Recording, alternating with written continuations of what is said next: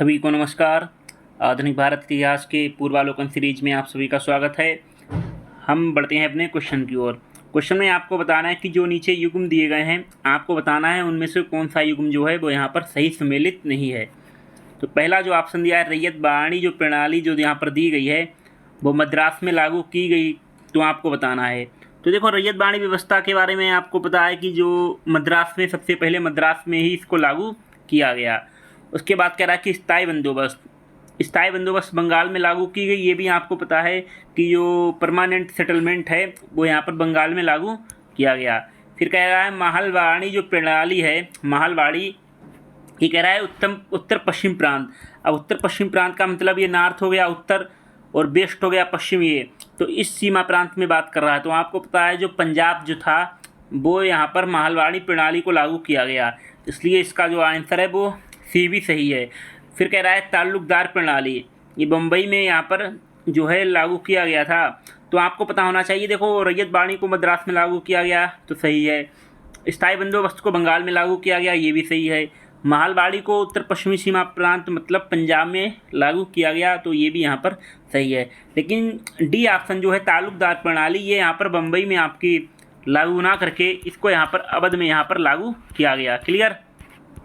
तो इसलिए जो सही सम्मिलित नहीं है, तो डी ऑप्शन इसका जो होगा राइट आंसर होगा।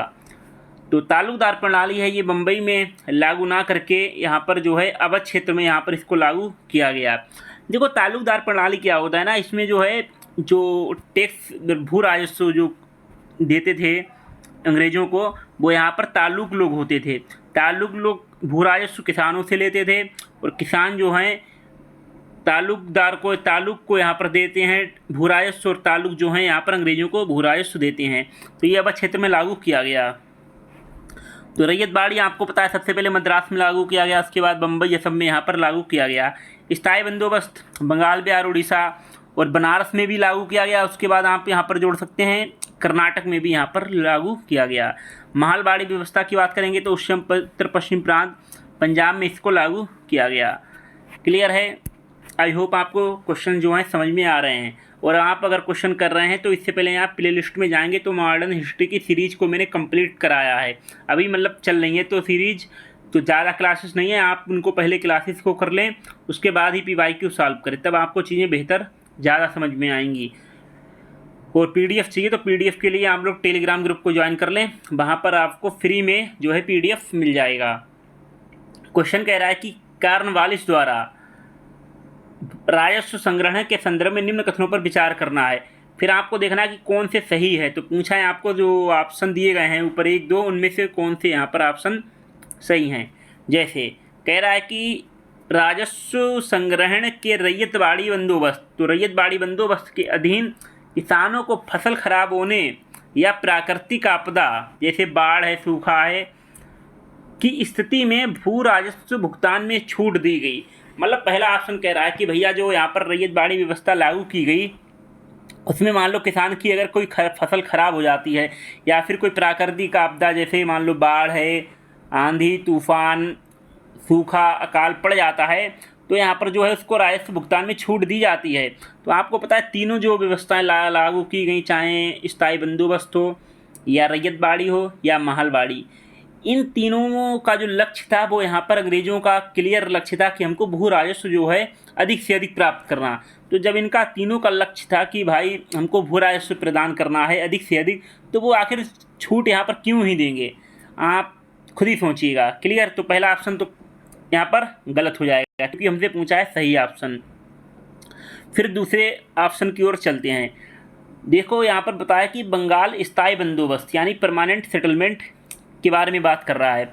यदि जमींदार नियत तिथि, जो यहाँ पर तिथि है वो यहाँ पर डिसाइड जो होती है उस पर या उससे पहले राज्य को अगर राजस्व भुगतान नहीं दे पा रहा है तो उसकी जमींदारी से हटा दिया जाता है।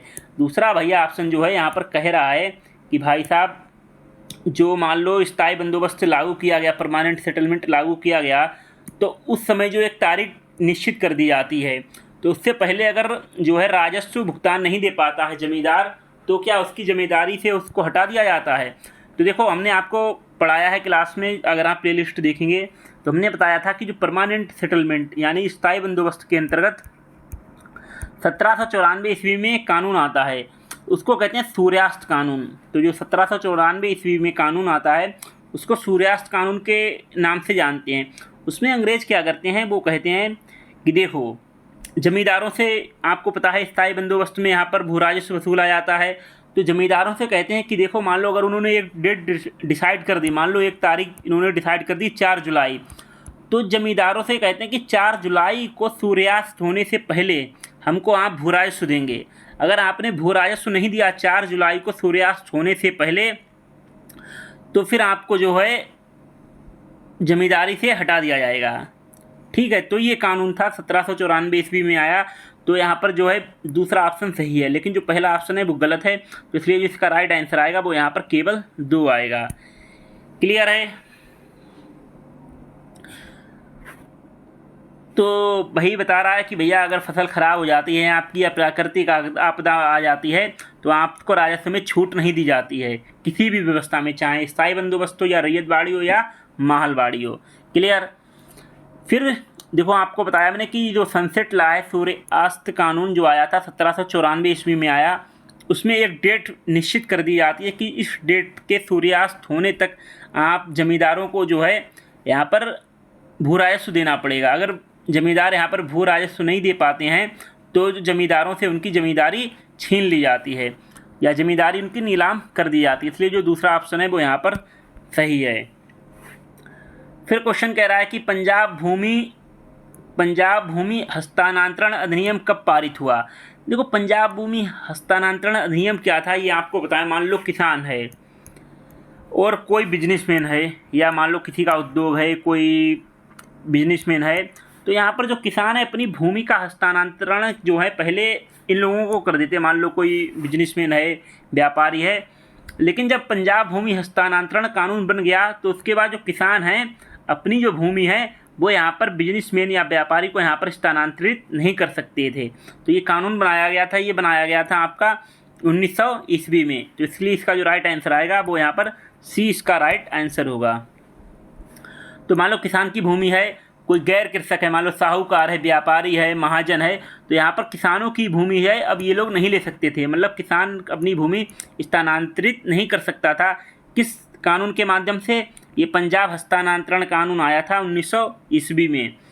तो इसका जो मुख्य उद्देश्य था वो यही था कि जो किसानों की भूमि है वो यहाँ पर गैर कृषकों के पास हस्तांतरित होने से यहाँ पर रोक दिया गया। तो पंजाब का जो कानून आया वो 1900 ईस्वी में आया। क्लियर? तो अपने क्वेश्चन की ओर बढ़ते हैं, नेक्स्ट क्वेश्चन की ओर। क्वेश्चन कह रहा है कि असम में सर्वप्रथम चाय कंपनी की स्थापना जो है कब हुई? 1835, 1837, 1839, 1841। तो देखो भारत की जो सबसे पहले चाय कंपनी की स्थापना जो हुई थी वो यहाँ पर 1839 ईस्वी में होती है। क्लियर है? उस कंपनी का नाम भी आपको पता होना चाहिए, असम कंपनी इंडिया लिमिटेड। तो 1839 ईस्वी में ये जो कंपनी है इसकी यहाँ पर स्थापना होती है। क्लियर? और ये भारत की सबसे पुरानी चाय कंपनी है। तो अगर पूछता कि भारत की सबसे पुरानी जो चाय कंपनी है तो असम कंपनी इंडिया लिमिटेड है, ये वर्तमान में भी अभी कार्यरत है। अगले क्वेश्चन की ओर चलते हैं। देखो इसमें कह रहा है कि किसने बंगाल में महलबाड़ी बंदोबस्त प्रणाली की शुरुआत की। देखो आपको हमने बताया कि जो 3 यहाँ पर हमने व्यवस्थाएं पढ़ी हैं, रैयतबाड़ी बंदोबस्त, पहली है स्थायी बंदोबस्त, रैयतबाड़ी बंदोबस्त, महलबाड़ी बंदोबस्त। क्लियर? तो ये चीज़ें आपको यहाँ पर पता होनी चाहिए। जैसे 1793 ईस्वी में लॉर्ड कॉर्नवालिस ने यहाँ पर स्थायी बंदोबस्त को लागू किया था। उसके बाद यहाँ पर रीड साहब और मुनरो जी ने यहाँ पर 1820 ईस्वी में आपकी जो है रैयतबाड़ी व्यवस्था को यहाँ पर लागू किया। महलबाड़ी व्यवस्था को यहाँ पर 1822 ईस्वी में लागू किया गया मेके जी के द्वारा। तो ये आपको पता होना चाहिए। क्लियर? और ये भी पता होना चाहिए किस बंदोबस्त के माध्यम से किसके बीच में यहाँ पर कॉन्ट्रैक्ट होता है। तो किसने बंगाल में महलबाड़ी व्यवस्था लागू की? तो भैया ये लागू की थी मेके जी ने, हाल्ट मेके जी ने यहाँ पर लागू की। लॉर्ड कॉर्नवालिस ने तो यहाँ पर 1793 ईस्वी में जो लागू किया था वो यहाँ पर परमानेंट सेटलमेंट को लागू किया। अगले क्वेश्चन की ओर चलते हैं। तो हाल्ट मेके जी ने 1822 ईस्वी में बंगाल प्रेसिडेंसी के उत्तर पश्चिम प्रांत, जैसे पंजाब का जो एरिया है उसकी बात कर रहा है, वहाँ पर ये लागू किया गया। और इसमें जो है ब्रिटिश भारत का, देखो यहाँ पर भारत का नहीं, जो ब्रिटिश भारत का, समझ रहे हैं ना आप, पूरे भारत का नहीं, जिस क्षेत्र पर ब्रिटिश का राज था उसके क्षेत्र की बात कर रहा है, उसके लगभग 30% भाग पर शामिल था। परमानेंट सेटलमेंट की बात करेंगे तो ये जो लागू हुआ था ये आपका 31% भाग पर लागू हुआ था ब्रिटिश भारत के। और रैयत बाड़ी जो व्यवस्था है वो यहाँ पर ब्रिटिश भारत के 19% भाग पर लागू की गई। क्लियर है? सॉरी, ये 19 नहीं, 59 कहाँ होगा। तो जो परमानेंट सेटलमेंट है, स्थायी बंदोबस्त है, वो यहाँ पर ब्रिटिश भारत के 19% भाग पर यहाँ पर लागू किया गया। और रैयत बाड़ी की बात करेंगे तो ब्रिटिश भारत के 51% भाग पर यहाँ पर लागू किया गया। लेकिन जो महलबाड़ी व्यवस्था है वो ब्रिटिश भारत के यहाँ पर 30% भाग पर शामिल किया गया। तो ये चीज़ आपको पता होना चाहिए। तो भारत नहीं, ब्रिटिश भारत यहाँ पर आप कर लेंगे। तो ये चीज़ आपको यहाँ पर क्लियर होनी चाहिए कि भैया जो है, जो मध्य प्रांत और पंजाब में लागू किया गया महलबाड़ी जो व्यवस्था है वो यहाँ पर जो है हॉल्ट मैकेजी के द्वारा यहाँ पर लागू किया गया। क्लियर? अब यहाँ पर कुछ शब्द दिए गए हैं, उनके क्षेत्र दिए गए हैं, उनको यहाँ पर मिलाना है। जैसे जजमानी तो जजमानी तो आपने सुना होगा, ये उत्तर भारत में जो है बोला जाता है जजमानी। जैसे किसी ने कोई काम किया तो उसकी जजमानी कितनी होती है, तो वो यहाँ पर होता है। फिर आता है 12 बलूट। तो पहले का देखो, पहला किस ऑप्शन में, तो पहला ऑप्शन आपका ABCD सब में है। क्लियर? अब क्या देखना है आपको, अब देखना है 12 बलूट, मिरासी अडांडे। तो अडांडे जो है वो आपका यहाँ पर तमिलनाडु का है। तो डी का जो है चौथा किस में है, डी का चौथा भी आपका जो है यहाँ पर बी ऑप्शन में है। क्लियर? नहीं, डी का करना, इसको यहाँ पर देखते हैं। देखो यहाँ पर जजमानी जो है वो यहाँ पर उत्तर भारत में देखने को मिलती है। 12 बलूट जो है यहाँ पर महाराष्ट्र में। अडाड़े जो है यहाँ पर कर्नाटक क्षेत्र में मिलती है, ना कि तमिलनाडु में।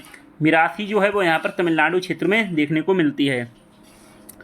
तो ये चीज़ आपको यहाँ पर क्लियर होनी पता चाहिए कि भाई जो है जजमानी उत्तर भारत में, 12 बलूट महाराष्ट्र में, मिरासी तमिलनाडु में, अडाड़े जो है कर्नाटक में।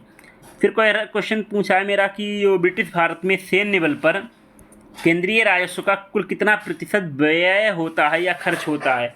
तो जो ब्रिटिश भारत था उसमें जो सैन्य बल, सेना का जो बल, सेना रहती है, उस पर केंद्रीय राजस्व का कुल कितना प्रतिशत खर्च होता है वो यहाँ पर आपको ये बताना है।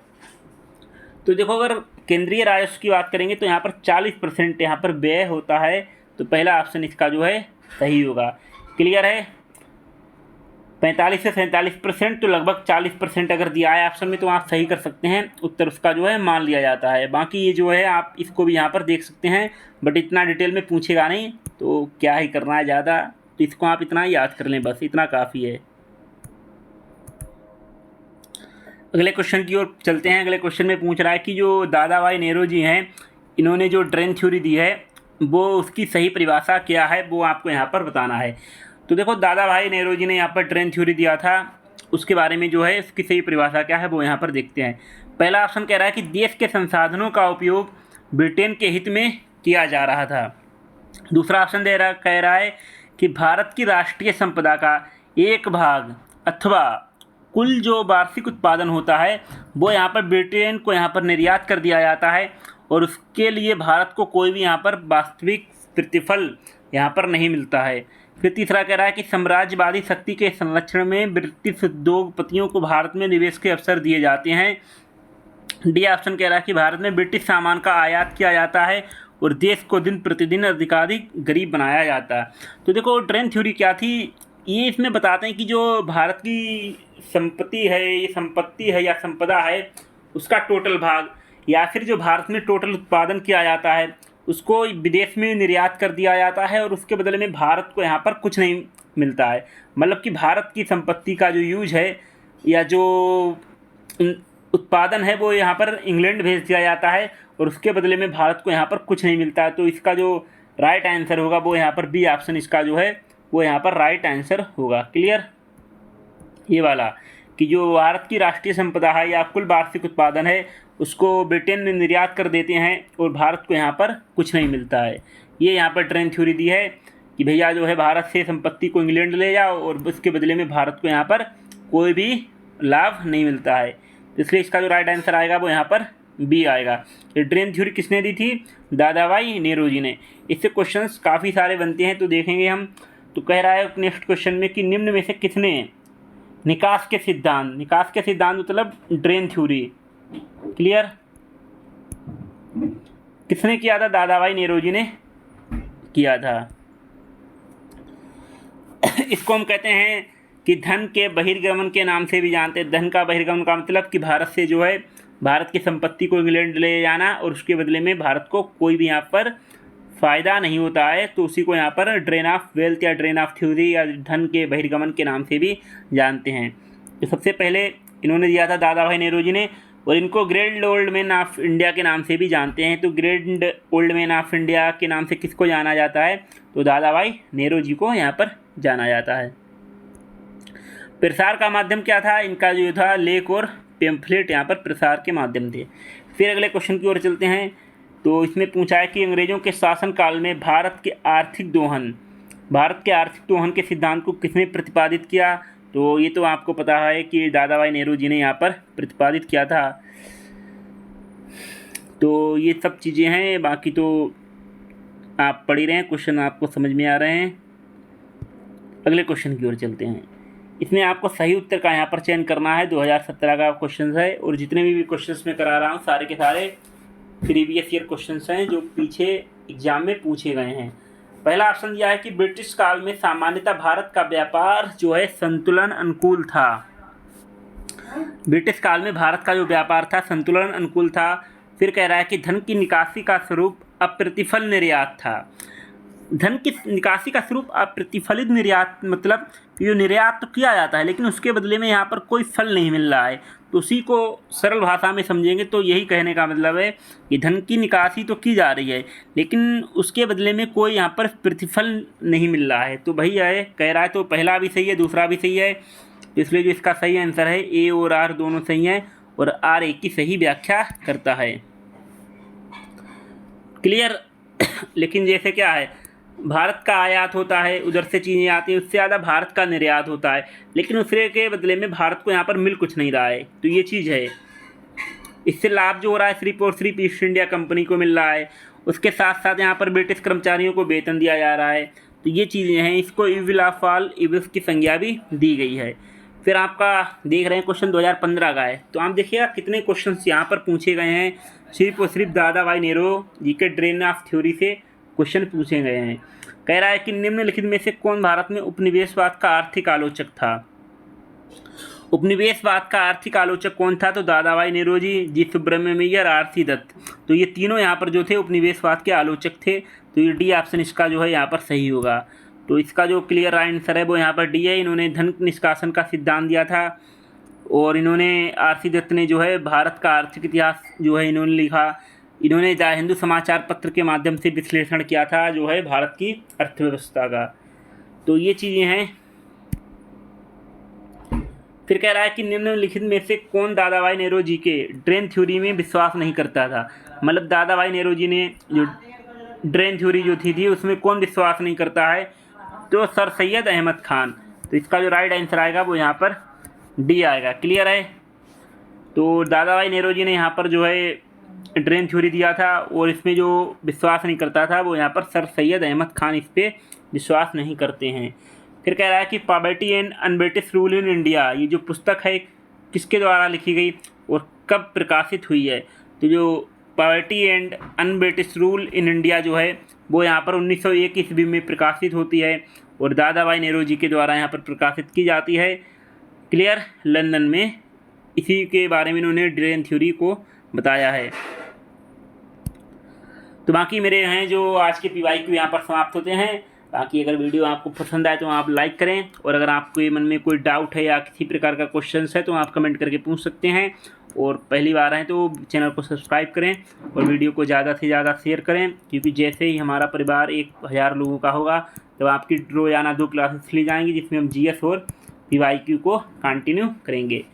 बाकी PDF के लिए आप टेलीग्राम चैनल को ज्वाइन कर सकते हैं। मिलते हैं नेक्स्ट वीडियो में। बाय बाय, टेक केयर, जय हिंद।